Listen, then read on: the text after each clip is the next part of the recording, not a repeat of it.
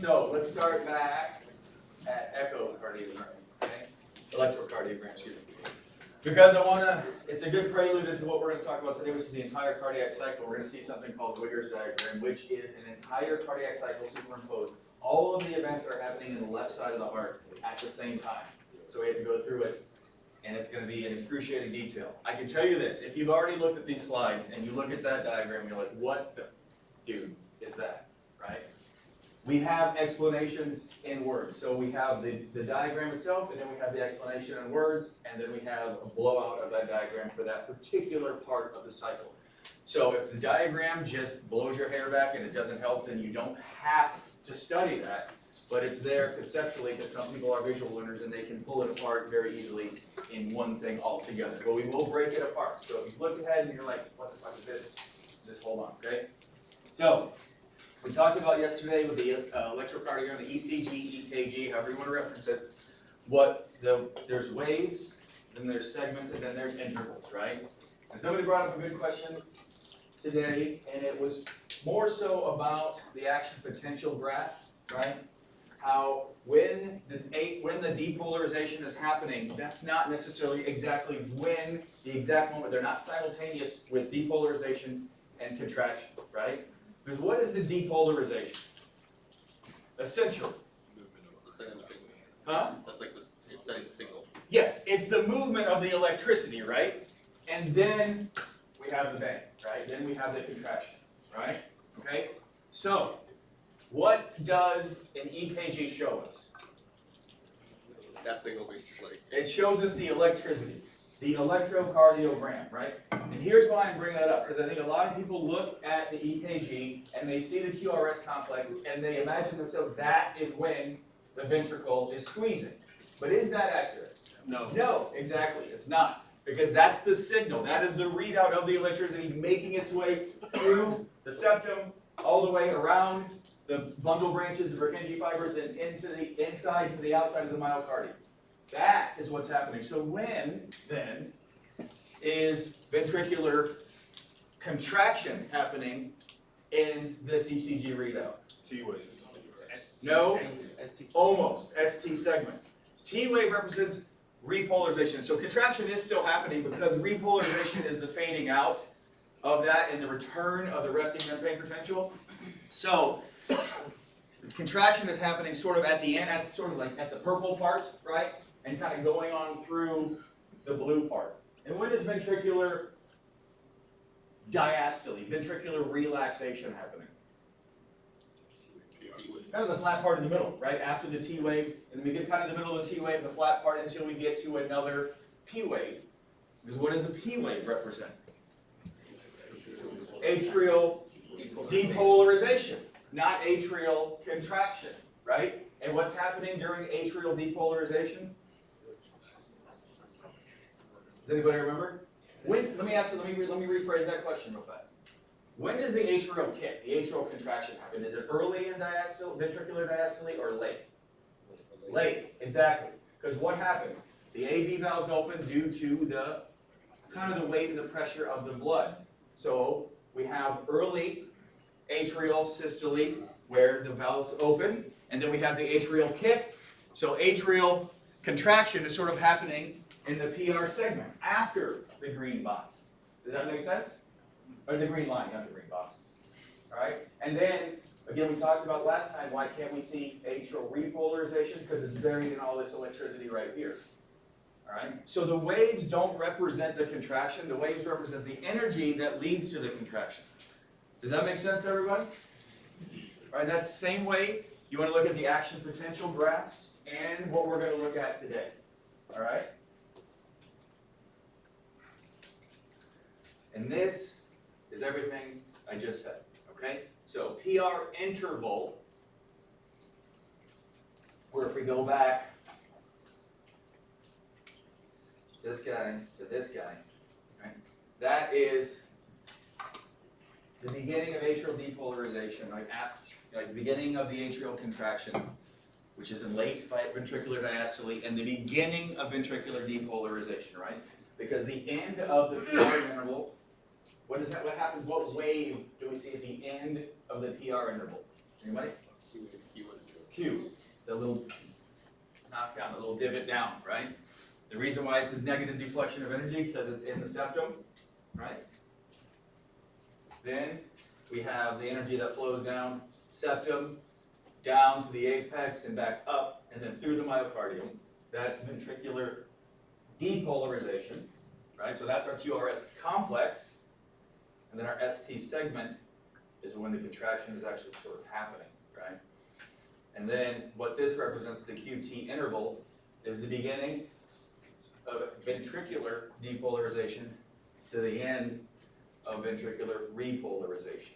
So one cycle of squeeze and relax, squeeze and relax. That's what the QT interval is. And again, that's an important interval because if they come too close together, they can jump on top of one another and lead to a disorganized rhythm like a ventricular tachycardia. Okay? Does that make sense? Yes. So the Q wave, why is that partial negative when it goes to the septum? Just because of the direction of the energy that it's flowing. Yeah. It's in the septum, that's just, yeah. Because of the way that it's read. Yeah. The way the energy deflected is. Yeah. And then this is all. So does that make a little bit more sense than yesterday? I'm Yes, sir. So as you were saying yesterday, like if you have like that scar tissue that's in the septum, that Q wave can go deeper than what's represented in this graph.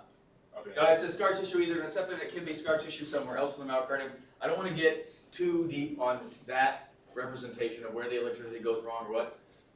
Again, you're going to have a whole entire EKG class. We just understand now that there is a Q wave that's seen when you start to look at EKGs next semester, or junior semester, and you don't really see much of an real deflection. Sometimes it's not that deep. Sometimes it's there and it's not pathologic, but if it goes down too far, then it becomes pathologic. You'll learn what that means soon. But the energy deflection, it can lead to a bundle branch block. It can lead to all kinds of weirdness on the EKG that might make a double peak. So just understand right now what the Q wave means in a normal heart. Okay? Is that fair? Yes, sir. Okay. Any other questions? All right. And so if you look at this, this sort of helps bring it together because we have the P wave for atrial depolarization, but the valves are already open. The AV valves are open, right? Why? Because the blood is just sort of falling down. Well, you can say passively, that's not necessarily true, but it is just sort of falling down through the open AV valves. Then in late ventricular diastole, we get the squeeze and the force of the rest of the blood going down, right? And as we have this here, the beginning of ventricular depolarization, which is the Q wave again in the septum, all the rest of the blood is squeezed now down. Now it's primed, it's full of blood, and as we discharge the remainder of the energy, then up and out, okay? And then as it repolarizes, we have the T wave. Does that make a little bit of sense?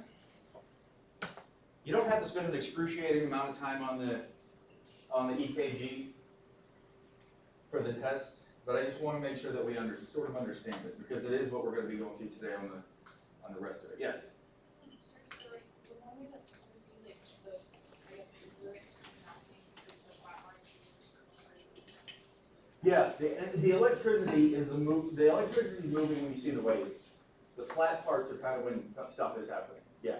Which again is like conceptually difficult, like especially if you're first really like digging into EKGs, it looks like that's when the thing is happening. But that's like the prelude to the thing. Does that make sense? Kind of, I know. All right. Like, let me put it a better way. The energy is the reason for the contraction, right? The electricity is the reason for the action. So this is the readout of what is making the contraction happen, right? So there has to be electricity first, and then contraction. Now, again, when we're reading these readouts, we're talking about milliseconds here. We're not talking about large periods of pauses. But the electricity has to be generated, the action potential has to travel through the fibers, and then we get what we see as the ejection of blood. Okay? Make sense? All right. Great. Now let's talk about the sounds the heart makes, all right? So, I believe precision, okay? Auscultation isn't just listening, it is the intentional act of listening, meaning in our milieu with a stethoscope to the heart or other organs, okay? Does that matter? No, just so you know what auscultation means. There are points of auscultation that we'll discuss that help to, help you hear specific areas of the heart better, all right? But the takeaway here is that what is making our normal sounds, our S1, S2, the lub, dub that we think about when we think about the heartbeat, it's not the snapping close, door closing sound, it's turbulent blood, all right? It's turbulent blood sort of helping close those AV valves and rebounding off a little bit, causing some turbulence. That's the actual noise that you're hearing, okay? When we talk about heart sounds, all right? There are 4 heart sounds, all right? The 4 heart sounds, 2 of them can be pathologic, 2 of them are normal. S1, S2 are normal, S3, S4 typically pathologic, especially if they're audible, okay? And we'll go through them all. Sorry, that's probably annoying. So S1 indicates the start of ventricular systole. So what happens at the start of ventricular systole? As that ventricle starts to squeeze, what happens? Pressure goes up in that ventricle, and then what happens? Pushes the AV valves closed, and as it rebounds a little bit off that AV valve, that's the turbulent noise that you hear as S1, okay? It says lub. My predecessor was big on this one because anatomy books say lub. Everything else you'll ever read clinically says lub with 1, and the next one says dub. I've always heard dub. Does it matter? No. Okay? Who cares?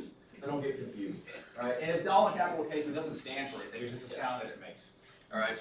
So I left that in honor of Dr. Terry Walters because I love her. So S1, lub sound, lub dub. You guys have all heard heartbeat before, I hope. Okay, if not, just listen real close. Okay. So, S2, start of ventricular diastole. So what is happening as that pressure falls in the ventricles? It's squeezed out, the blood is going out through the semilunar valves. What happens now? Pressure goes down, blood starts to fall back. What does it do? Closes the valves. How? The cusps, right? Those deep cusps has that gasket-like closure, right? So that sort of rebounding of that blood gives you your S2, all right? You can hear physiologically a split. When you guys do clinical skills and you learn how to auscultate the chest, you can hear a slight split of the S2 sound, and that's because the left side of the heart is under a higher pressure than the right side of the heart. So that aortic valve closes just a little bit before the pulmonic valve does. And you can accentuate that by having somebody hold their breath and sort of increase their intrathoracic pressure, then that can accentuate it a little bit, listen to it, and clearly split it. But if you ever hear 2 distinct S2s, that can be physiologically normal, all right, depending on the patient and their demographic and their background, okay?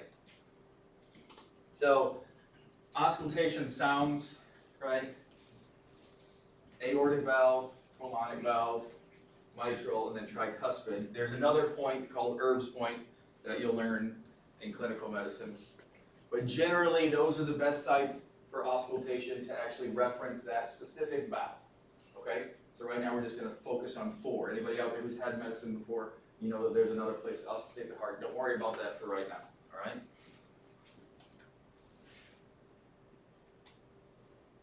S3. So this can be appreciated sometimes depending on the person, but oftentimes if you hear an S3, it is a pathologic sign, all right? We haven't discussed it yet, but we talk about ventricular compliance. Which side of the heart typically is more compliant, the left or the right? Do you guys know? Typically it's the right ventricle is a little bit more compliant. It's a thinner wall, it's more stretchy. The left side is less compliant, technically, more muscular wall, stiffer to a certain extent, just because of the nature of what it has to do, the task it has to perform. If you can hear an S3, a lot of times what that means is that just after S2, what does S2 represent again? Diastole, right? The beginning of ventricular diastole, Okay, so what's happening during ventricular diastole? Blood is going into them, right? Does that make sense, right? And so, in this case, what you're hearing is an overly compliant, or most often a dilated ventricle. So you're hearing like a splashing sound, like a sloshing sound of blood falling into an overly compliant ventricle. All right? There's an onomatopoeia called Kentucky. You might hear this called as Kentucky because it's like love, dub, dub, love, dub, dub, like Kentucky, right? Sort of onomatopoeia. That's what it's called sometimes, the Kentucky murmur, all right? There's another good one that I just learned actually, which helps. It's sloshing in, right? 1, 2, 3, sloshing in, okay? So when you get to chemical medicine, you can help hear that, because that's exactly what's happening. Imagine you have this big, open, dilated ventricle, and you're splashing more blood into it, and it's rebounding. That's the third sound you would be hearing, okay? Does that make sense? Yes? What do you mean by more compliant or less compliant? Stretchy, less stretchy, right? Basically, is what it boils down to. Elasticity to a certain extent, the ability to stretch. And today we're going to talk about what that means as far as preload and Frank Starling and some of that stuff, okay? And so S4 won't be heard unless it's pathological, right? And where this one is going to occur is just before S1. It's a late ventricular sound made by the atrial kick, that last little bit of the atria trying to squeeze the remaining blood in right just before ventricular systole, right? Because S1 represents ventricular systole, correct? Okay, so just before that happens, tries to squeeze some more blood in this case, a less compliant or less stretchy ventricle, and so it's just rebounding off the stiff walls, all right? This one they say Tennessee, it's like Tennessee, top love dub, so it comes right before the S1, and that would be the sequence where you would hear it, okay? Does that make sense at all? I don't care if the sound doesn't make sense, does the physiology of what's happening make sense? Right? So we have a stiff ventricle, now we have an atrial kick that's happening at the end of ventricular diastole to try to force the remaining blood in. The walls are not very compliant, not very stretchy, and so it just kind of becomes turbulent when it hits the puddle, if you will. Does that make sense? You don't have to say yes if it doesn't, just let me know. Good? Okay. Yeah. I got one. So if you can like hear an S3 sound, meaning that ventricle is more compliant, then you're pretty sure you're not going to hear an S4 and then being less. You can hear both. You can have an S3, S4. You can have what's called an S7, which is an S3, S4 combined. You can hear them indistinct. You can hear them distinctly. So it is a possibility to have both pathophysiologies at the same time. Meaning that one ventricle is compliant. Meaning that you might have, let's say, a right-sided heart failure along with systemic hypertrophy because of systemic hypertension. So you might have a overly compliant right side, an underly compliant left side. So you can have weird permutations of this happening. But right now, just individuals, right? Just know the physiology of what's happening. But yes, you can absolutely have them all together. You can have an S1, S2, S3 distinct. You can have them combined, all right? So yeah, you can get to several permutations of pathophysiology that will bring them out. I know you don't have this slide, you don't need it, because I don't really care about the auscultation order. I just want you to understand, it sort of shows up, you know, as far as like I said, that onomatopoeia of when it happens. So S4 just before S1, so we have a sound, love dub, right? And S3 you have love dub and then an extra sound, okay? And what the two bars on S2 represent are the physiologic split of S2, all right? So most of the time you'll hear them together, have a person hold their breath, a lot of times you can split them apart.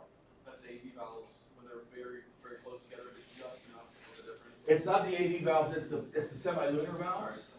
It's the semilunar valves, and it's just because of the pressure system, right? The right side has I guess a significantly lower pressure, which is why it's thinner walled, and it's just going into the pulmonic circulation. Now, if that becomes pathologic, well, let's say you have something called pulmonary hypertension, right? Now that right side has to push against a significantly higher resistance, then that might split it apart even more, okay? But typically, the intrathoracic pressure of holding your breath will help you split them apart. But it's just because one closes, aortic valve, pulmonic valve, because of the pressure differences. Okay. Any other questions? All right. Now, Let's blow some minds here. All right. Already blown? It's all right. It's all right. You guys have till next Friday to get all this stuff in. Let's talk about this. I'm not going to ask, I'll tell you this. I'm not going to ask you what is stage 1 of the cardiac side. I don't care, right? But it's more conceptual because what we're going to do after we look at these are put it onto that graph. All right, that it's called the Wigger's diagram. It's on this drawing, right? Now, it starts with atrial contraction. And the reason is, and this is all about left ventricle. The left ventricle is like the varsity quarterback of the heart, right? And then the right ventricle is like, I do stuff too. It's like, shut up, nerd. And nobody pays attention to the atrium at all, all right? So, it starts with atrial contraction, but really, if we're thinking about it as the blood's flowing back into the heart, just to start the whole cycle from the beginning, right? Where here would like the beginning of atrial diastole be occurring? Anybody know? Anybody? Huh? Not step 7. I'll tell you why in just a second. Anybody else? It would be happening just between stage 4 and stage 5, right around stage 3 would be where it's starting, and then where it's ending is like right in here, okay? And you're exactly right, because what's happening? Reduced ventricular ejection, that's the last little bit getting out, so as that stops, diastole is sort of happening and is complete in the atrium, they're full with blood, and now they're going to start dumping their blood in, okay? And we'll talk about what isovolumetric relaxation is, but we've read the beginning of atrial systole, if you will, or the end of atrial diastole, is that rapid ventricular filling. You remember? That's when the gates open and the blood just starts to dive in. What is the reduced ventricular filling? What does that represent? That last little bit, the atrial kick, where the auricle and the atria spit the last little bit of blood they have left into the ventricles, right? Now that's esoteric knowledge. But to me, it always never made sense about why is stage 1 the last part? And that's again because everybody loves the ventricles and nobody likes the atria, all right? So if what I just said doesn't make any sense, then just delete, all right?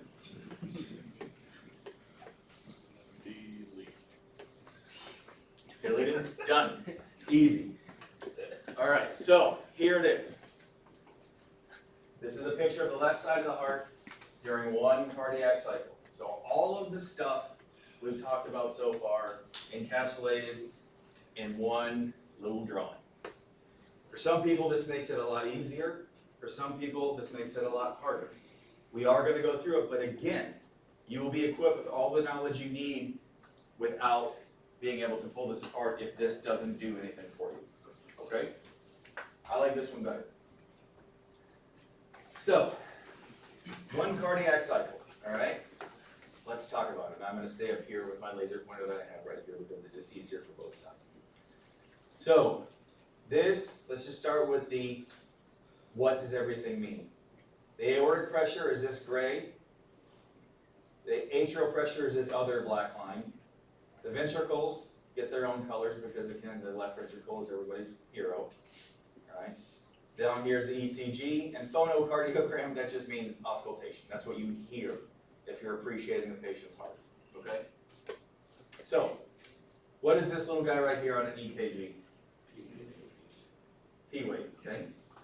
And what is happening when the P wave occurs? Atrial depolarization, right? Not atrial contraction, right? Atrial depolarization.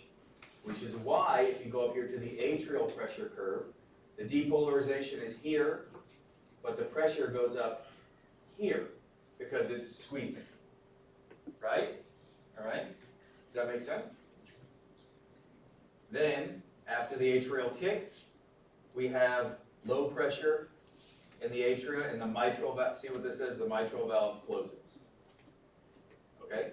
So where are we now? We're at the end of atrial systole and at the end, essentially, or the end of ventricular diastole, the beginning of ventricular systole, right? Everybody with me? This is a mouthful, I get it. So, now, this Blue line represents the ventricular pressure.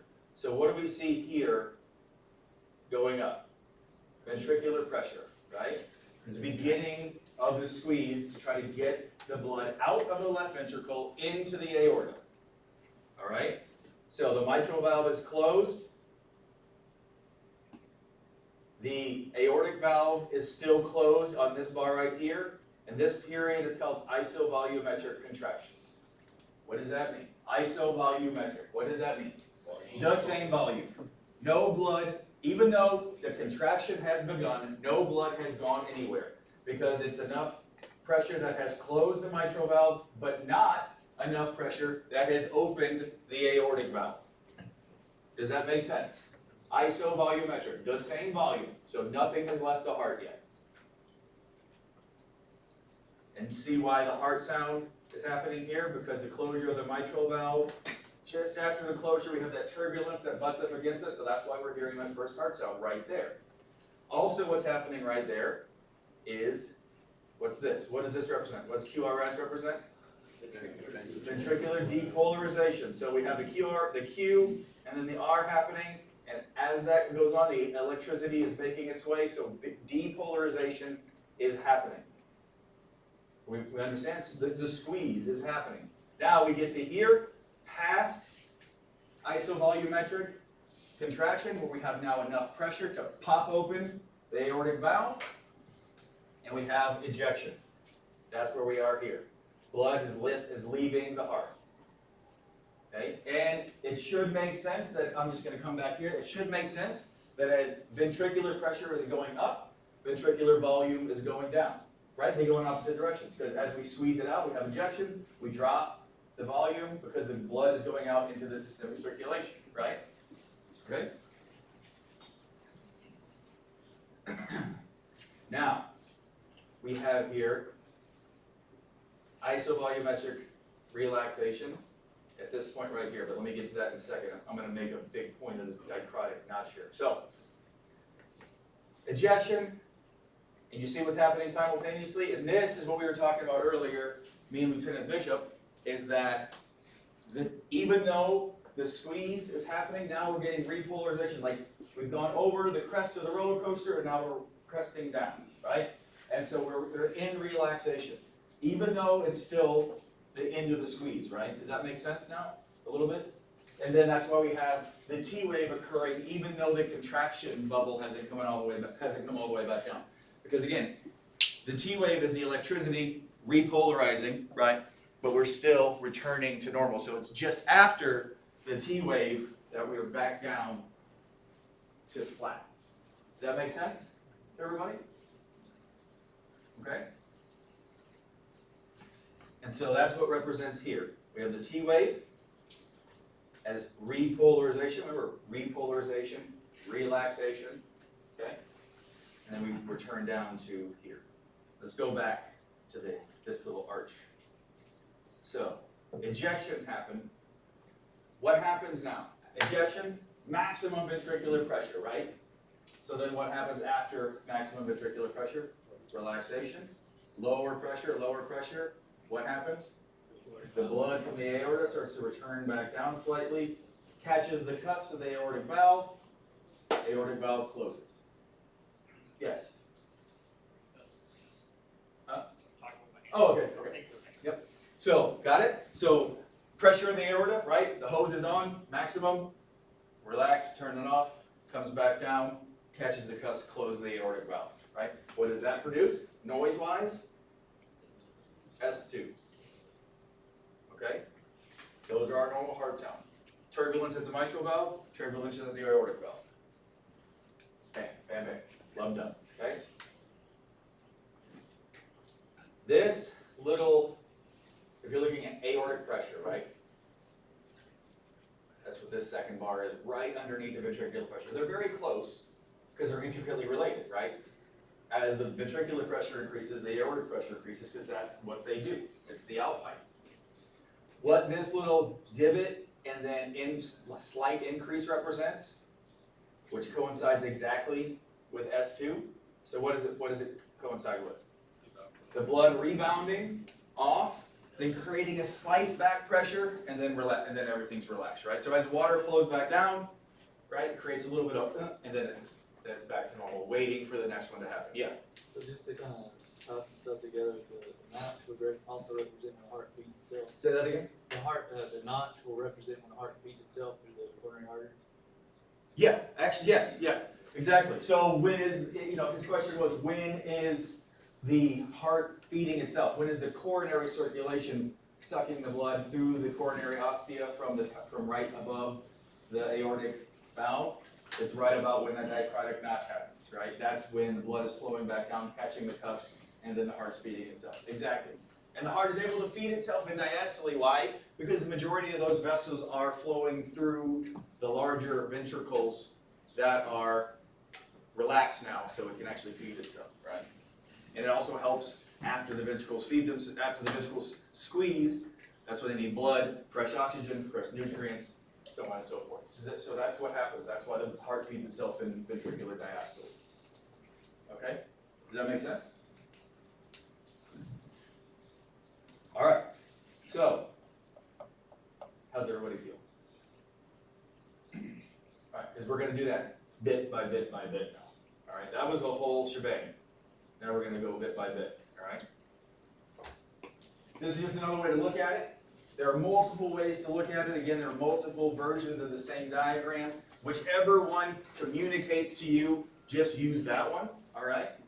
So we're not going to go over this picture because it's just what I just said in a different format. All right. So now let's break it down. Pressure and volume changes. We talked about that already.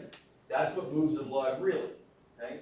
And remember, atrial systole, atrial diastole, ventricular systole, ventricular diastole. Each of the chambers has their own phase, right? The ventricles have to have time to relax and fill, and then squeeze. The atria have to have time to relax and fill, and then squeeze, right? That's how the heart beats in an organized rhythm.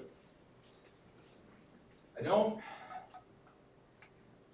really care so much about this number, all right? Or I'll tell you which ones I don't really care. And the reason is because it's highly variable. That 130 milliliters is an average adult male. So it's very variable, right?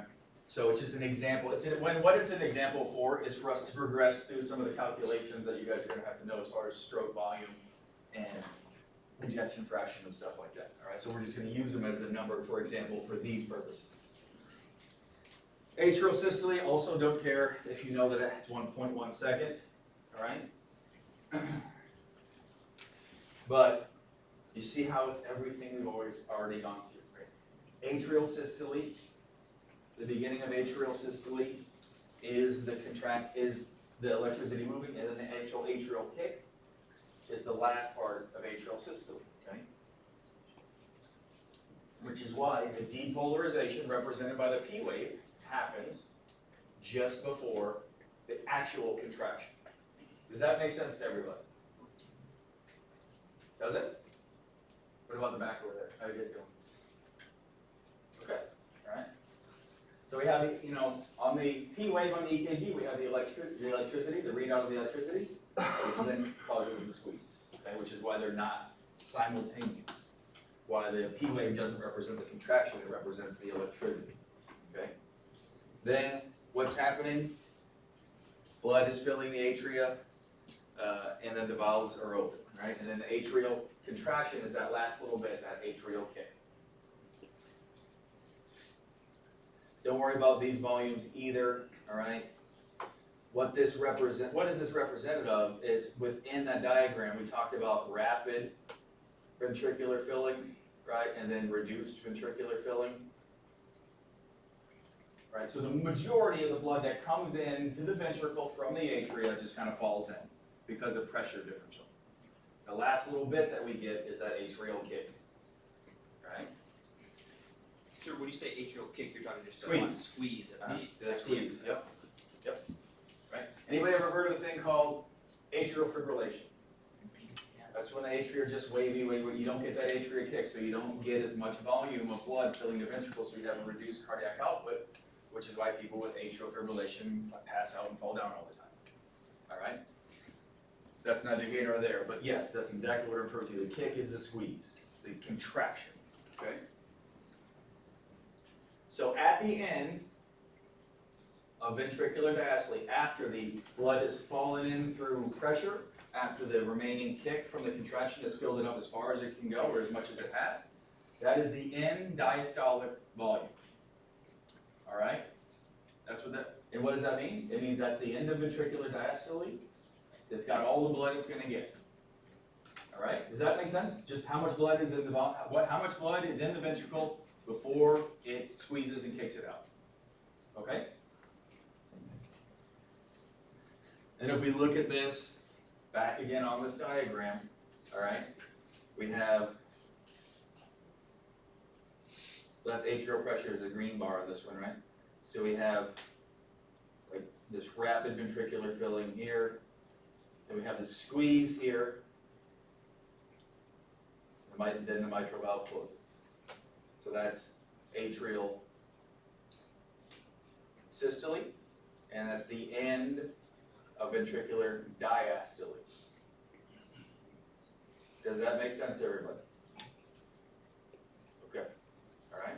So then what volume do we have right here when the mitral valve is closed and the aortic valve is still closed? The end diastolic volume, right? Because, and that is why it's referred to as isovolumetric contraction. Because even though the contraction has begun, that same amount of blood is still in there. We haven't lost any volume. Okay? So it still has all of the end diastolic volume in there. Which means, simply, all of the blood that the atria has poured into the ventricles hasn't gone anywhere yet. Okay? And again, we have atrial contraction and then isovolumetric contraction. So this is just the diagram broken into two halves because it's too much to put on one slide. Right? But again, we're still here at our end diastolic volume. I know it's difficult to see probably on the larger, up on the screen, but this is our end diastolic volume, the maximum amount of blood. And then what happens? Why does it go sharply down? Because it's time. It's game time. Exactly.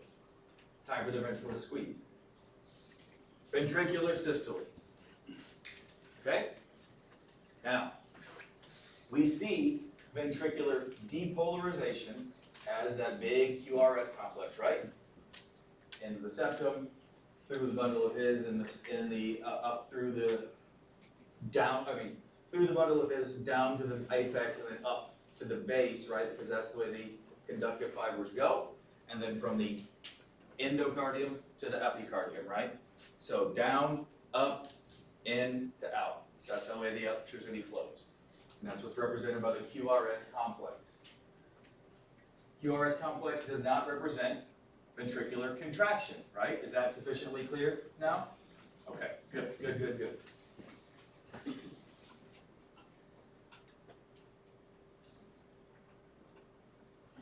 Excuse me, sorry. So, what we have, go back here, there's that moment of isovolumetric contraction that we discussed. I don't care if you know that it's a 0.05 seconds, that is a very relative term. It's honestly just a sort of a placeholder to recognize how it's an instantaneous moment where the mitral valve is closed and the aortic valve is still closed because there's sufficient pressure to close one, not sufficient to open the other one. So we still have end diastolic volume, that's isovolumetric contraction. Does that make sense? All right. Now, when the squeeze becomes sufficient to push the blood out, we have ejection. All right?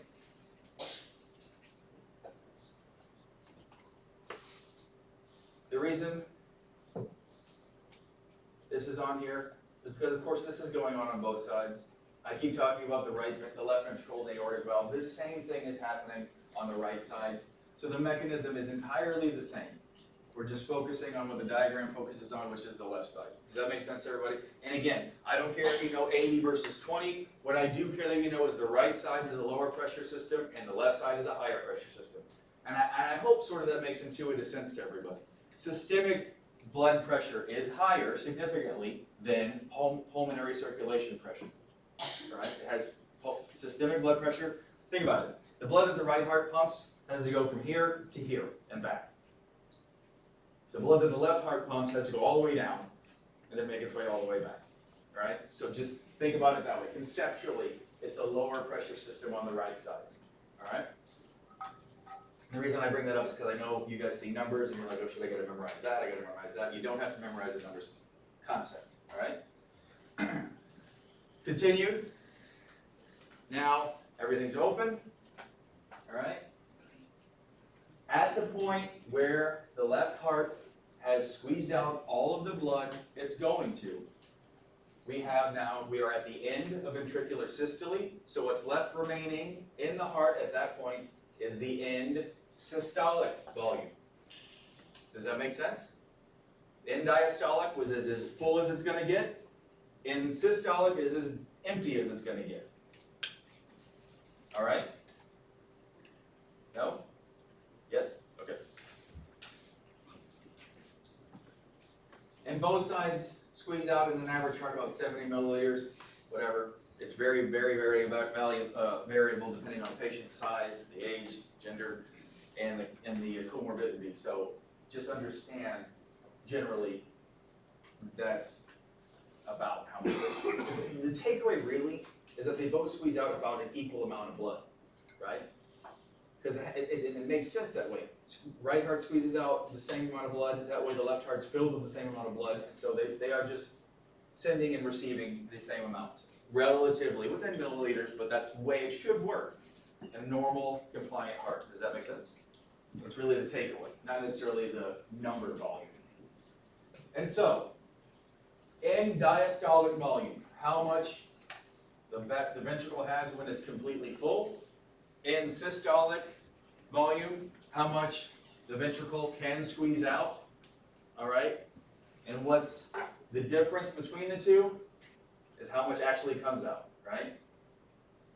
So how much is remaining at the end of diastole, how much remaining at the end of systole, a simple subtraction, and you get the stroke volume representing the amount of blood leaving either chamber of the heart, either ventricle of the heart per beat. Volume ejected per beat from either ventricle. That's a difficult explanation, but I think it's a pretty simple concept, right? You have the blood at the beginning, the blood left at the end. What is the difference? The blood that escaped out into the body. It's essentially the efficiency of the heartbeat, the heart contraction, right? And so it's an important concept, and you can measure it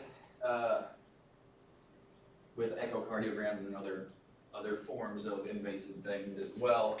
The ejection fraction is basically that same thing as a fraction. So I know it's not on here because you don't necessarily need to know it, but if you take the stroke volume, here 70, and you divide it by the end diastolic volume, which is what it started with, then you get a fraction, the ejection fraction, the fraction of the blood that was put into the heart that was ejected from it, right?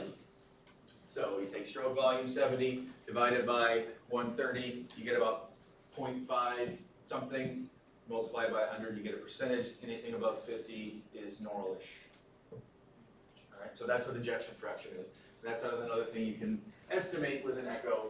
I didn't put the ejection fraction equation on here because at this point you don't need to know it, but understand what it is. It's just fraction representation of the stroke volume. Okay? Does that make sense? Good?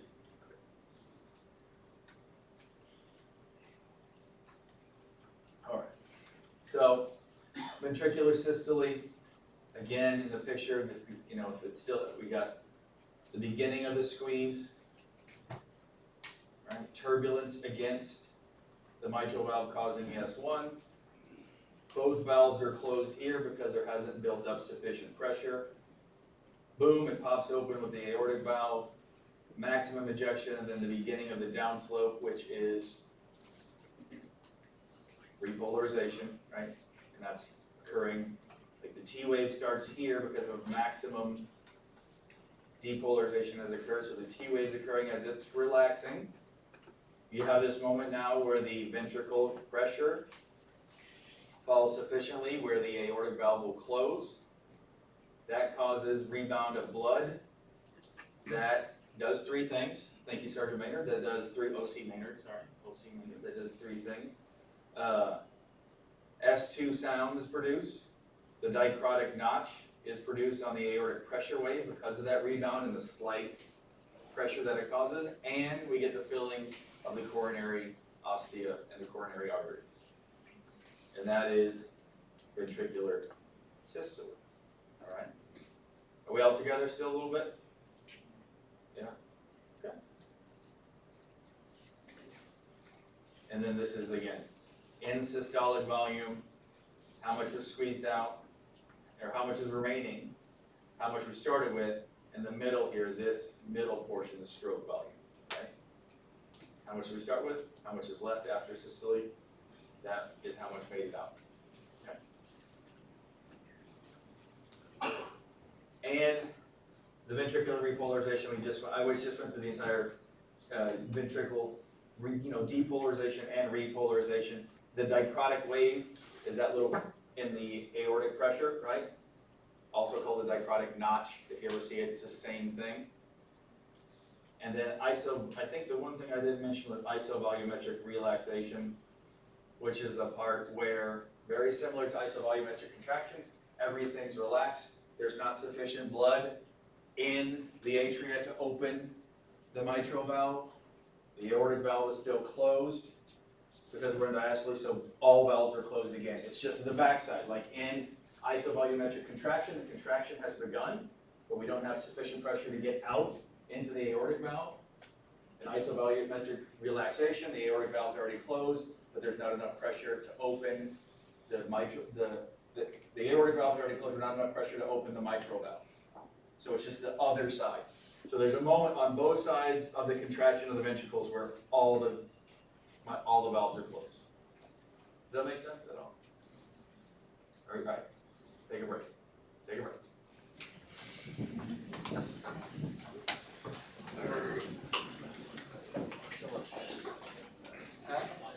So I just say there's so much happening.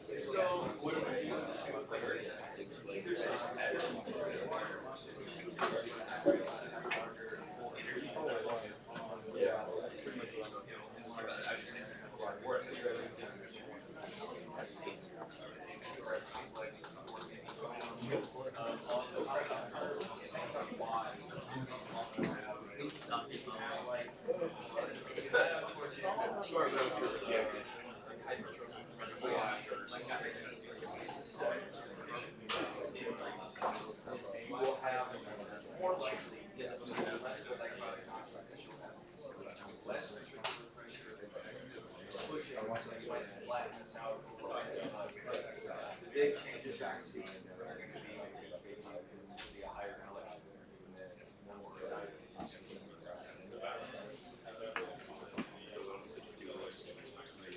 So yeah, so if you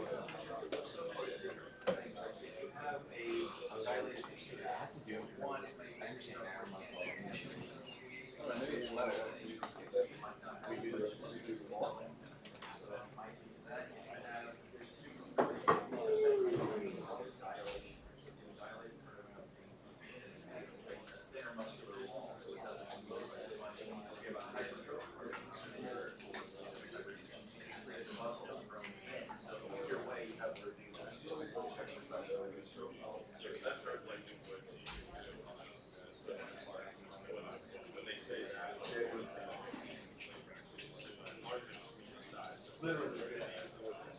Yeah. Well, and the atrium is a lot of times. Doing all right. Making this make sense. You are making it, or you're working on it? Working.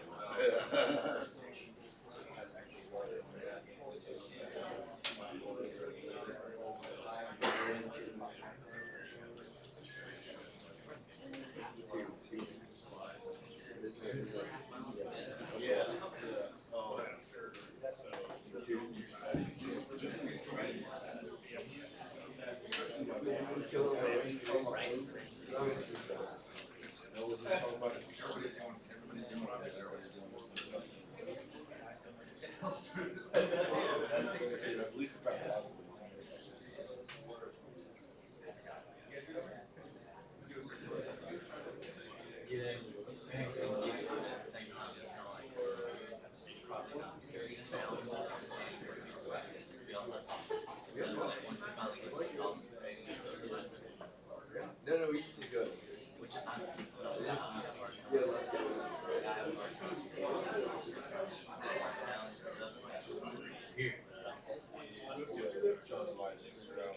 could do that, I mean, you didn't.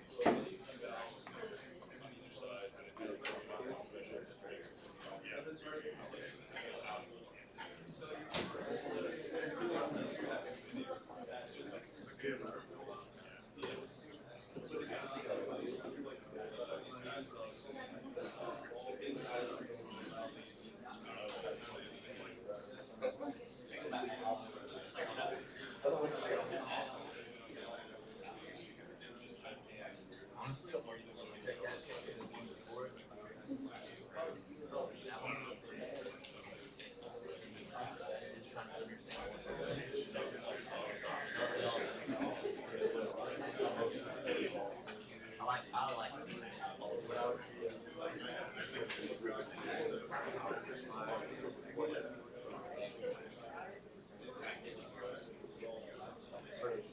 What is it?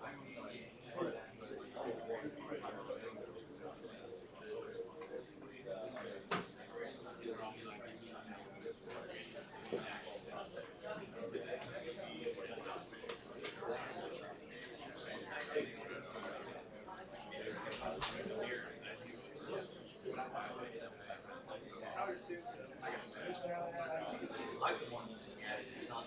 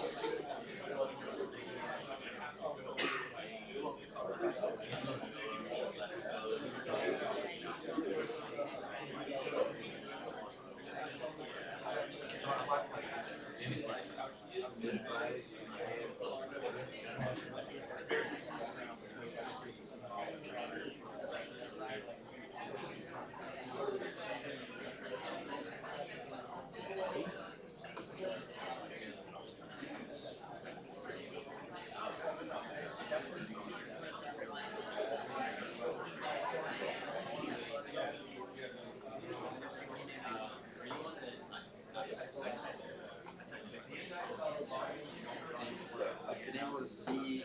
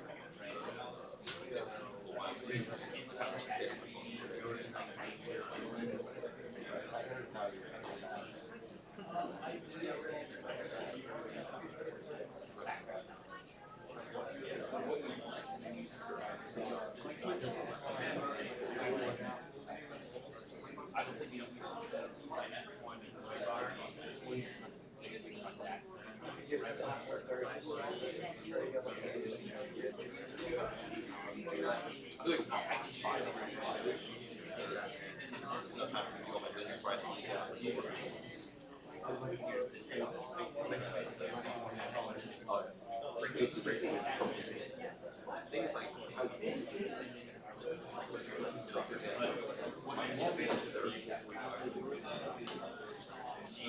I like backward time. There's been some sort of like 5:30, workout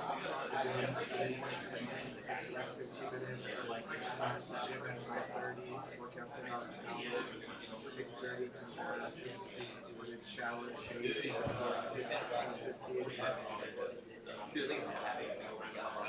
almost like 6 foot so that's why I have less time. And I'm gonna bring my coffee. Right now, But like this when I take stuff out of my body, How would you go? I could. But I mean, it's gonna matter.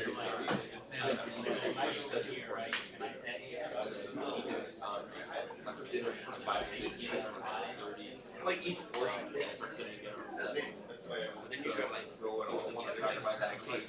This time here you got I gotta think, visualize it. If you say it out loud, I'm like, okay, on the weekend this is happening on this end. But there's 50 things happening at this time, and 50 things happening at this time. All at once. You know what?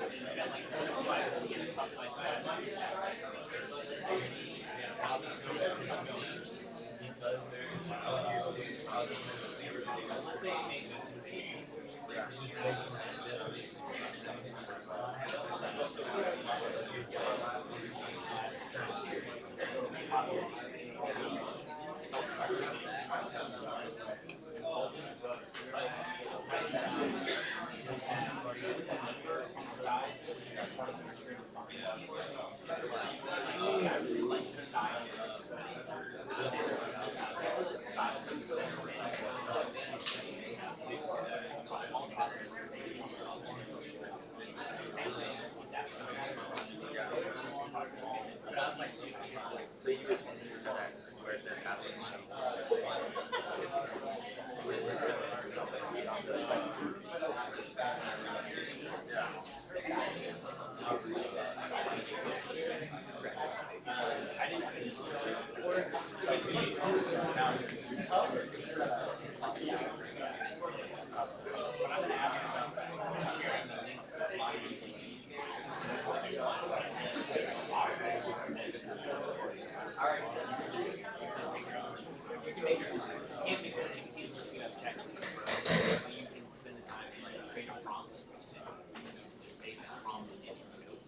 Alright, everybody.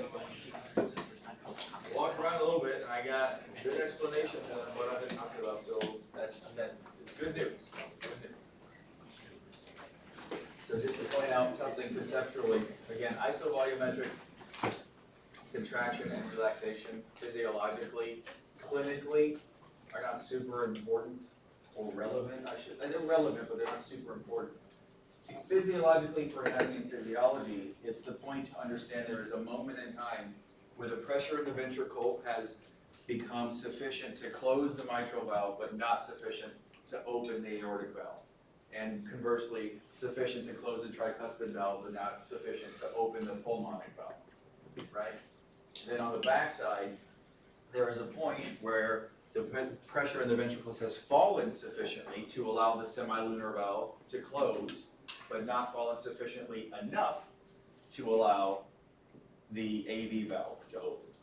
Okay, so we have a point where they're both closed on one side and on the other side of the contraction. Does that make sense?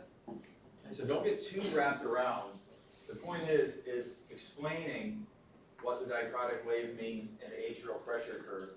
So when you see it, you're like, that's what that means. Right? We have rebound, opening. What does isovolumetric mean? It means the same volume, right? So an isovolumetric contraction, what volume is in the heart, in the ventricle? Huh? 130 milliliters. All of it meaning what? and diastolic volume. Yeah, I think that's what you meant, right? And on isovolumetric relaxation, what volume is in the heart? All of that. In systolic volume, right? So there's a moment in time where that's what's in there, right? Okay, that's it. As far as the Wigner's diagram goes in the cardiac cycle. Like I said, if you understand conceptually through the word slides, that is fine. If it helps you to look at it all together and walk through it, that is also fine. If it just confuses you a lot, we can go over it again, all right? The good thing about this is that we have until next Friday to continue to interrogate this material, all right? Huh? You don't have me for any other classes? I think everybody's like, thank God. So, we've got cardiac output. Somebody asked, what do you do with the stroke volume?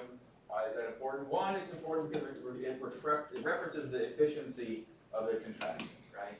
The ejection fraction, the stroke volume, are how efficient the heart is at getting blood out, right? To where it belongs, either in the lungs, pulmonary circulation, in the systemic circulation.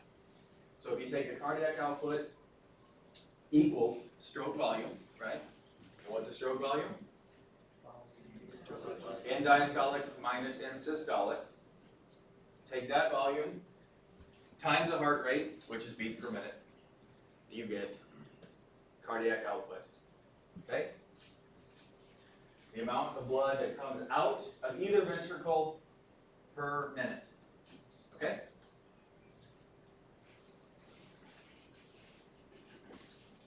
If you have an example here, again, we're going to go with these examples. And you guys need to know that, how you calculate this, all right? It's a simple calculation. These are simple calculations. And the reason why we have you memorize and understand these calculations is, one, they're important clinically. Two, they help conceptualize what's actually happening in the heart, the efficiency of the heartbeat, all right? So you'll get the numbers, and here's a point that's going to happen to you in this test and future iPad tests and on the pants.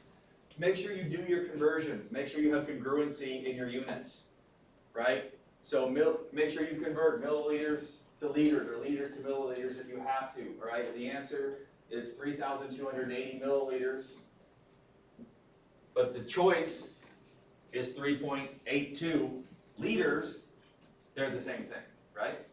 Understand that, right? So if the answer is 3,280 liters, that's wrong, even though it's the same number. See what I mean? Pay attention. Just pay attention. Do yourself a favor. Slow down. Pay attention to the test. All right?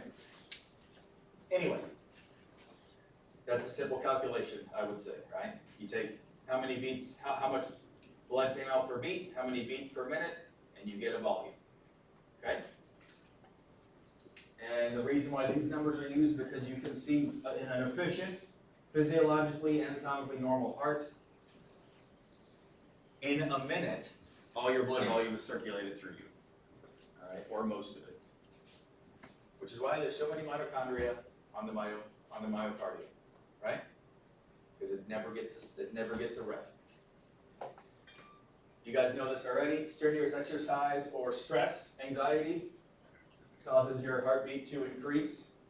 All right, so again, it just means that in an efficient heart that is functioning normally, an average person, you guys in here, if you increase your activity, your cardiac output is going to increase.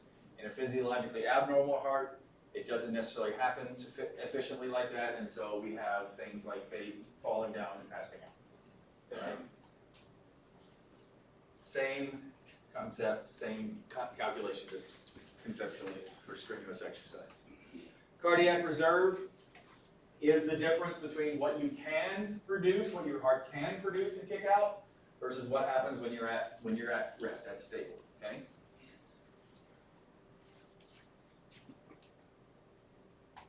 And then you don't have to, again, more numbers, don't worry about 4 to 5 times. I want you to know what's in bold here. I want you to know that cardiac reserve is what you can do from rest to where you go maximum physical exertion, all right? Question for you. Yes? So is that the cardiac stress test? Is that what that No, is? so cardiac stress test, the physiologic stress test, if you put somebody on a treadmill, they actually give you a radioisotope to see if there is a reduced perfusion in the heart muscle. but it also does take into account cardiac output, ejection fraction, things like that as well. But really what the stress test is looking for is physiologic stress, meaning that there's an area of the heart where we might have some atherosclerosis or plaque buildup in the coronary arteries that might not be perfusing a certain area of the musculature, which is why a patient who is under exertion experiences chest pain or angina, we sort of like look for where is that happening. You know what I mean? Yeah. Okay, easy enough for that one. It's really a lot lighter on this side on this half out, in this out, okay guys? So, regulation of stroke volume. Okay, and again, what is stroke volume? The amount that we squeeze out every beat, right? Okay? So some concepts, preload, contractility, and afterload. So preload is, an easy way to remember preload is stretch, all right? An easy way to remember afterload is squeeze. And contractility is exactly what, let's sort of think of elasticity. Okay, the ability to contract. Strength, if you want to call it that. So preload. One of the things that we've talked about that affects preload is how much blood enters the ventricles. And what happens when the blood enters the ventricles? It stretches the myocardium, right? And so with a greater stretch comes a greater preload, like kind of like a potential energy of a bow being pulled back, right? Sort of that stretching, that string, the farther back you stretch it to a certain point, the more energy is going to be released when you let go of the arrow, right? So that's the way to conceptualize preload, okay?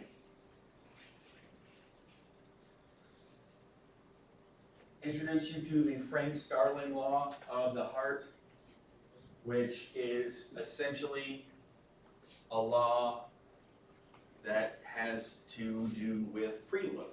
Okay, so the more blood that comes into the heart, again, within limits, right? Within limits. The more blood that goes in, the greater the squeeze, and the greater the preload is going to be, all right? So this is the actual verbiage. Within limits, the more the heart fills with blood during diastole, the greater the force of contraction, all right?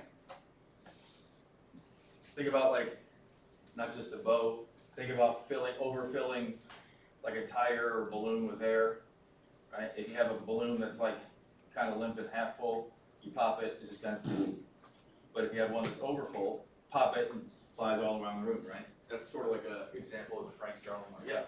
Oh, so I was just gonna ask, is that like with endurance athletes and they run and their heart rate stays lower? Is that like? So what that is we're going to get to exercise in the heart. That is actually more efficiency in the heartbeat. It's not necessarily less preload or more preload. It's essentially a more efficient ejection fraction, more efficient stroke volume, and more efficient contractility, more so than it is the Frank-Starling law than the filling of the heart. But it is more efficient filling, so it's related to it, but it's not exactly that. Yeah. Okay. So does everybody does this make sense? The more you put in general, to an extent, the more it squeezes out. And again, why do I say to an extent? I'll use the balloon example again. If you put too much in, what happens? It blows up, right? So there is a place. Does everybody take physics where you go from the elastic to the plastic, right? An elastic will, like a rubber band, will stretch, deform, and then come back, right? If you go to the plastic version, you stretch a rubber band too far, what happens? It loses its elasticity and it just stays stretchy. So there is a point of no return where the Frank-Starling law doesn't apply. Does that make sense? Just conceptually, right? You can only put so much blood in is another easier way to think about it, okay? This is really an oversimplification because there are more than two factors that determine end-diastolic volume, okay? But the duration, ventricular diastole, ventricular filling time. The more time that the ventricle is in diastole, the more blood can flow in, right? Theoretically, okay? And then venous return, obviously. The more venous return means more blood in the atria, means more blood flowing into the ventricles, right? The other things that do affect preload are compliance. You don't have to write it down. It's not on the slide, so I'm not going to ask you, but I just want you to know. Compliance. Remember what I said compliance was? Stretchiness, right? So if you have a less compliant ventricle, then only so much blood is going to go into it because it only has so much stretchiness, right? And if it only has so much stretchiness, what sound might you hear when it fills up? S4. If it has too much stretchiness, then you might hear S3. Okay, so compliance also affects preload and stroke volume. Okay. Contractility, this is different from compliance. This is a strength. Let's just call it strength, the ability to squeeze. How efficient the heart is squeezing and getting that blood out. Okay. Yesterday, somebody asked me about cardiac or calcium channel blockers because remember, what did we say is responsible for ultimately the sarcomere firing and the squeeze of the muscle? Calcium, right? So we have calcium channel blockers. We can decrease the strength of that contraction. Inotropy, if you see the word inotrope, that means contraction, right? The force of contraction. If we give calcium channel blockers, it doesn't allow as much calcium in to the cell. It has a decreased force of contraction, all right? Sometimes we use those for blood pressure problems, all right? If you have a positive inotrope, something will increase the influx of calcium and strengthen the contraction. We use sometimes that in heart failure or other situations where you need to more efficiently squeeze that blood or more strongly squeeze that blood out, okay? That make sense? Oh, yeah, so you don't have to know these. You don't have to know the meds. You have to know the concept, okay? Not time for meds yet. All right? Afterload. So we have preload, which is a stretch, right? What the heart starts with before, like what the ventricles start with before ventricular contraction, like the force before, right? Then we have contractility, which is the actual strength of the muscular contraction. Now we have afterload, which is what it has to push against. Okay? So think of afterload primarily, the easiest way to conceptualize afterload is systemic blood pressure. Right? How much pressure does the ventricle have to overcome to open that aortic valve and get the blood out? Okay? And so as you can see, if you have a lower blood pressure, you have less afterload. If you have a higher blood pressure, you have a higher afterload. There are other things that affect it, but that's the easiest one to conceptualize for afterload. Does that make sense? It's just the pressure that it takes to open that valve and get the blood out. That's what afterload is. And you see systemic hypertension for the left side, and then pulmonary hypertension, which we mentioned earlier, for the right side. Just whatever the ventricle's pushing against, the pressure goes up, that's an increased afterload. Okay? And this increased afterload, conversely, generally decreases the stroke volume, right? So increased preload a lot of times will help increase the stroke volume. Increased afterload decreases. And why? Because it's pushing against higher pressure. So it's just harder to get the stuff out. Okay? Okay. Questions?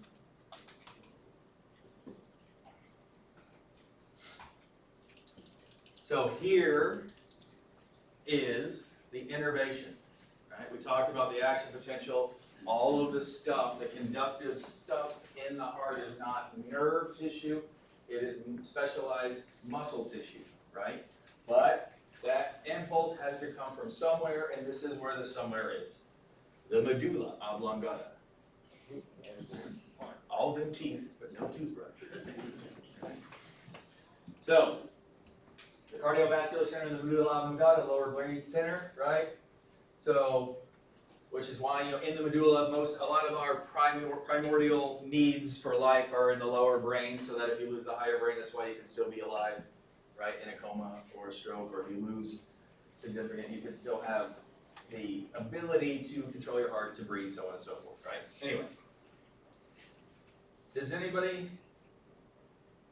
you guys ever talked about a limbic system? You ever heard of the lizard brain? Sort of like the limbic system, fear, anxiety, right? So why would fear have anything to do with the heart rate? Because the limbic system can send messages to increase your heart rate. Ever watch a scary movie and you feel your heart rate go faster? That's a limbic system response, all right? Other things are proprioceptors and obviously baroreceptors and so on that we're gonna talk about right now. So, proprioceptor, what's that? What's proprioception? Movement in space, position in space, right? What happens right now if you were to all stand up? What would happen to your heart rate? It would go up. Why? Because you need blood to your brain, not to your ass. And so you have to stand up, you get blood pressure squeeze, heart rate goes up to try to squeeze more blood out so your brain stays perfused and you don't fall down. All right, that's proprioception, that's how that affects blood pressure. Chemoreceptors, really, well, we'll talk about those actually next block. But they're chemoreceptors, chemical receptors that affect blood pressure based on the amount of carbon dioxide in your blood, recognition of carbon dioxide in your blood. So acidosis is another term for a high carbon dioxide state, right? Hypoxia or hypercapnia, so not enough oxygen, too much carbon dioxide, and various others, electrolyte disorders. But just understand, baseline chemical changes in the blood can affect heart rate, all right? Baroreceptors, what's a baroreceptor? What's a barometer? Pressure sensation, right? Pressure sensation. So you have baroreceptors that, again, we will talk about in the next block, that help monitor the pressure or see the pressure. The stretch receptor kind of is what you can think of it. Various blood vessels have stretch receptors to monitor, are we getting enough blood? The most important ones are going to be in your aortic arch and your carotid. Why? Because your carotid is the highway to your brain. And so those baroreceptors, okay, there's not enough pressure here, or there's too much pressure here, let's increase the heart rate, or let's decrease the heart rate. Okay, so there's pressure sensitivity, chemosensitivity, and position sensitivity that affects the heart rate. Make sense? Okay. Sympathetic, what is that? Fight or flight, right? We gotta run away from the tiger. So we need a faster or slower heart rate? Faster. Cardiac accelerator nerves are sympathetic impulse, all right? Innervate the SA and AV node. That's where those signals are coming from, all right? From the medulla oblongata through the cardiac accelerator nerves into the SA node, blammo. All the rest of the shit that we just talked about, okay? So, makes sense. Increase conduction of action potentials. Because what does an action potential represent? A heartbeat, right? Increase action potential, increase heart rate. Increase calcium. And based on 2 slides ago, what is that going to do? Increase contractility, positive inotropy. Right? So we got a faster and a stronger heartbeat. That's what the sympathetic nervous system does. We got to run away from the tiger. Okay? Parasympathetic, I want you guys to cross that out.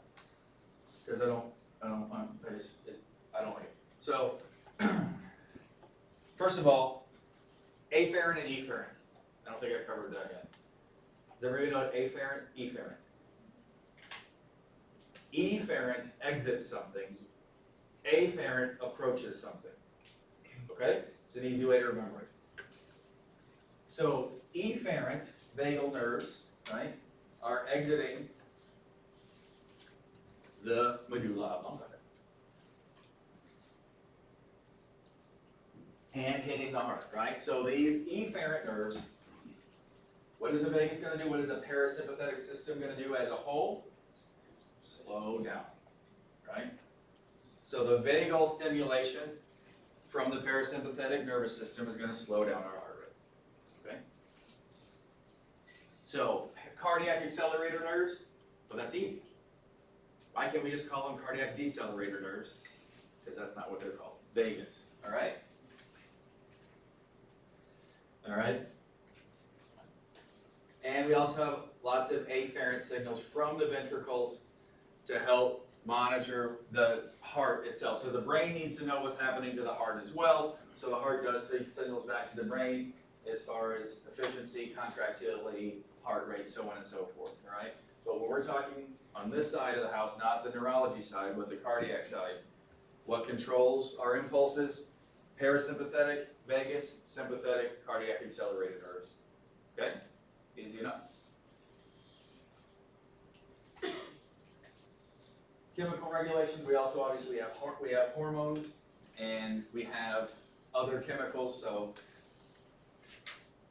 extracellular potassium decreases heart rate and contractility and doesn't repolarize. Remember yesterday we talked about lethal injection and commotio cordis? If those calcium channels open up and don't let the calcium out, but calcium stays in, then we can get into a ventricular tachycardia, ventricular fibrillation. And then the calcium, we've already talked about that. You got a lot of calcium, you got an increased contractility. So then, again, moving forward in your studies as you get to the higher and higher semester, fluid electrolyte balance is starting to become more and more important because of their effects on the brain and the heart, in general, mostly. Epinephrine, norepinephrine, thyroid, obviously catecholamines they're called. We'll talk about what that means later. But what you guys know what epi does? Epinephrine. Fight or flight, right? Speeds the heart rate up.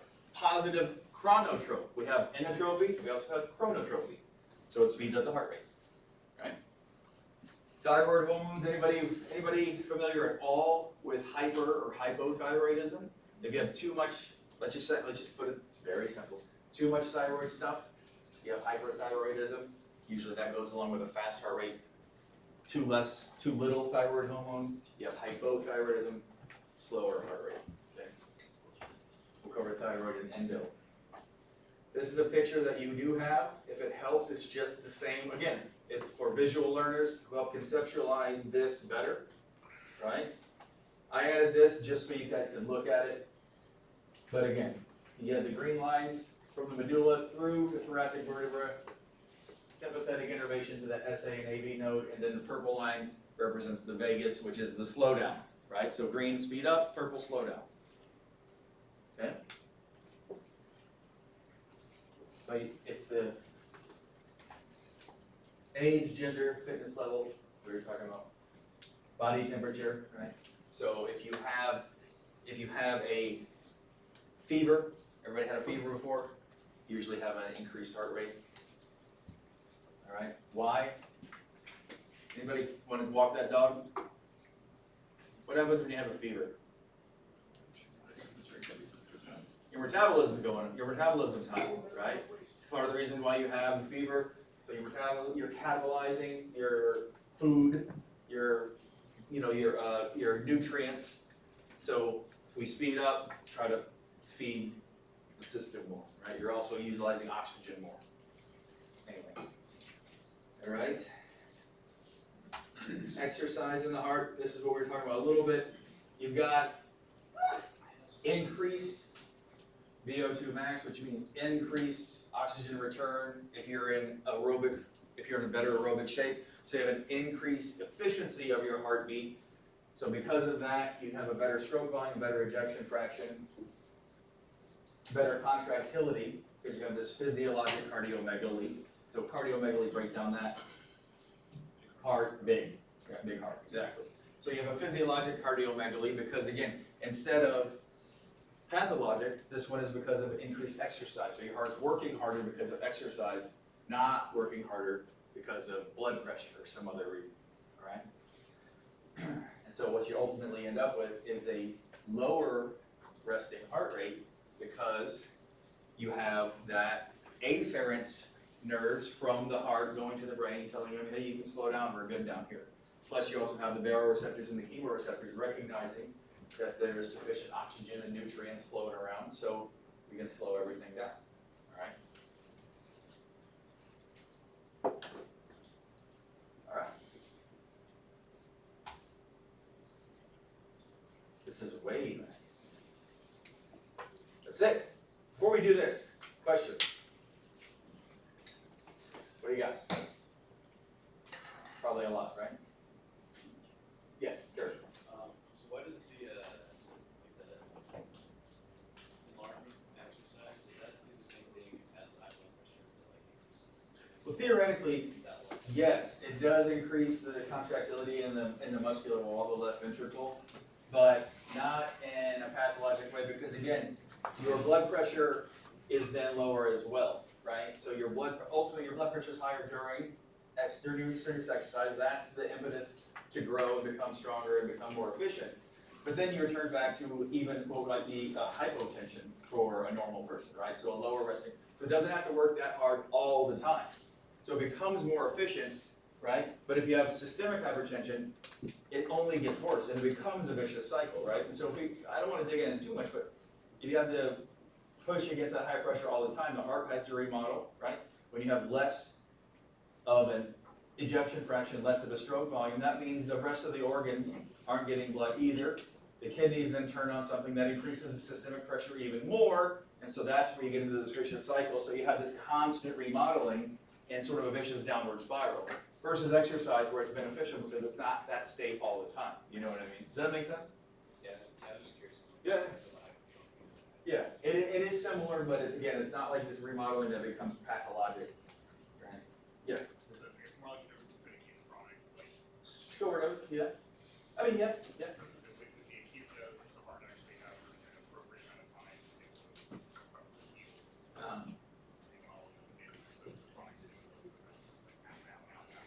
Yeah, I'll take that, yeah.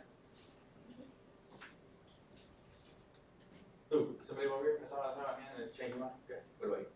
So I have a question for you. One of the slides, asked if my collateral circulation was important, but I missed the. Collateral circulation or anastomosis, we were talking about like for coronary artery disease, like if you have a blockage, you can have an anastomosis that will go around it, or that will start to form neovascularization that will go around it. That was the context of that, of why it's important. So, we can continue to perfuse the myocardium downstream from the blockage. Anybody else? All right. Quiet makes me nervous. All right, now, some of these, this is what we call a negative stem question, right? So one of the highlights, one of the things you have to understand about these tests that you're gonna see in all the freshman classes in court is that you need to read all of the words, right? And that sounds smack you in the face, obviously, but I can't tell you how sage that advice actually is. Slow down, read all the words. Because the distractors on these tests, the distractors on the pants they look good, right? If you miss a word, it can change the entire answer, right? So if you miss the not in this, and there won't be that many of these, right? Some of the review questions these review questions are supposed to be welcome to IPAP type questions, so like test taking skills. I don't use a lot of negative STEM questions on the test, it's more straightforward. I want you guys to take practice or get practice in reading what these questions look like. And on that note, by the way, since I am your very first IPAP test, I will be loading a practice quiz for you on Canvas so that you get an idea of what my questions look like, you get an idea how to take a test in Canvas, and so on and so forth, all right? It'll be a practice quiz, it'll be open until, you can take it as many times as you want. I'll probably have it up sometime this weekend, or something like that, all right? But it'll give you a chance to see what it's gonna look like a little bit, all right? So, what about this?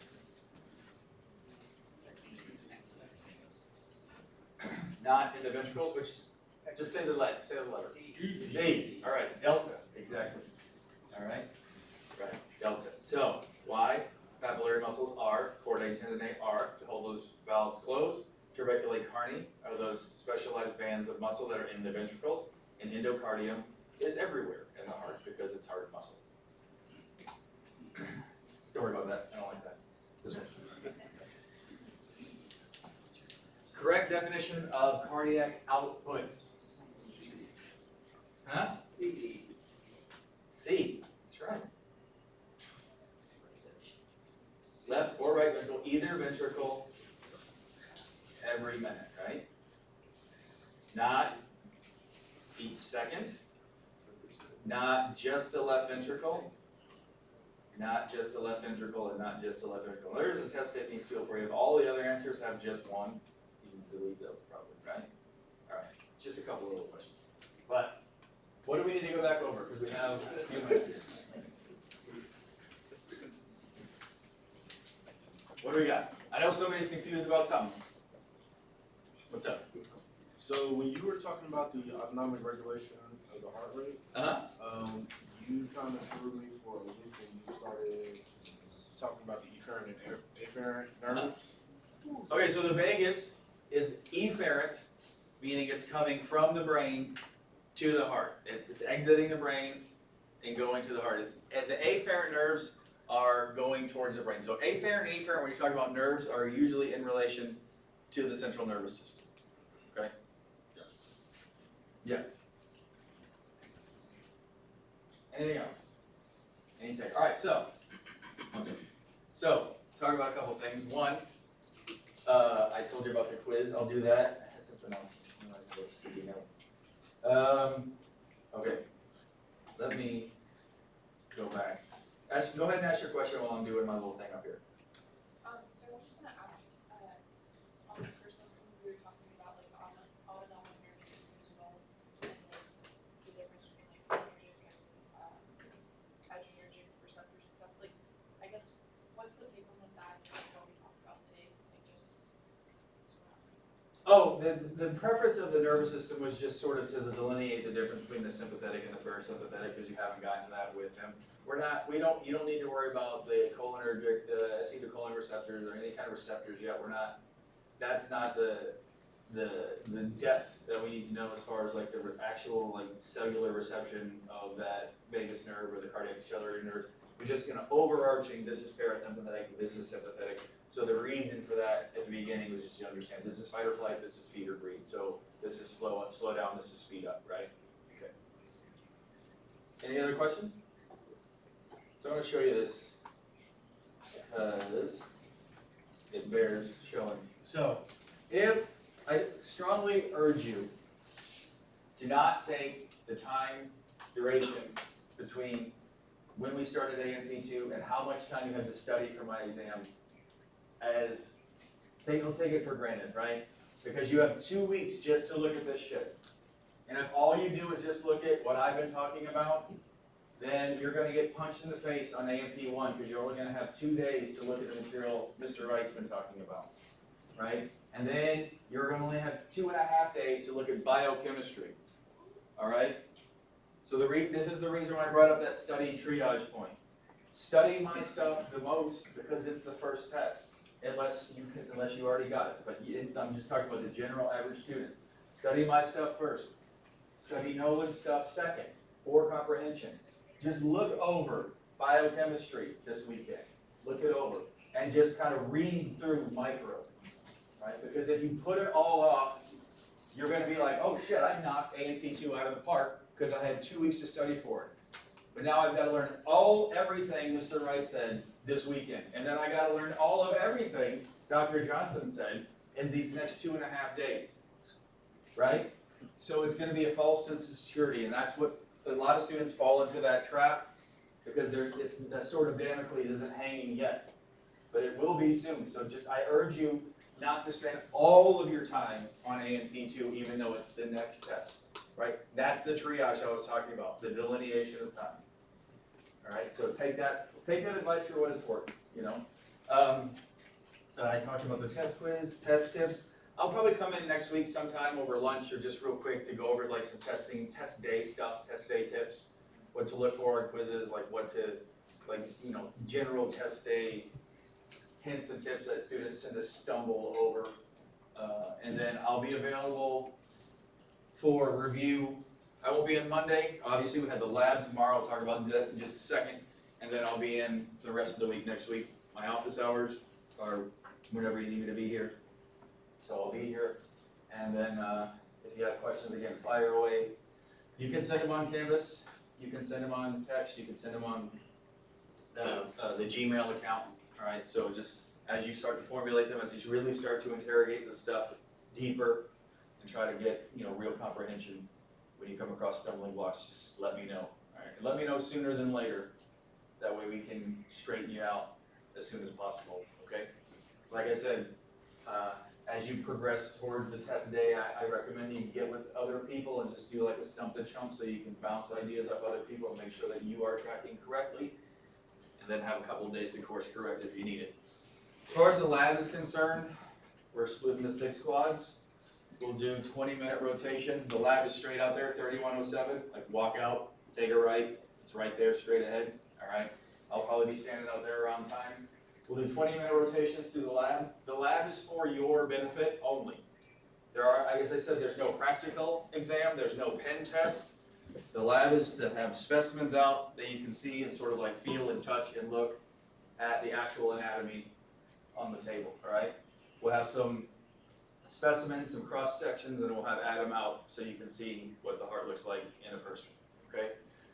And then you don't have to stay the whole 20 minutes. You stay as long as you need, right? Right.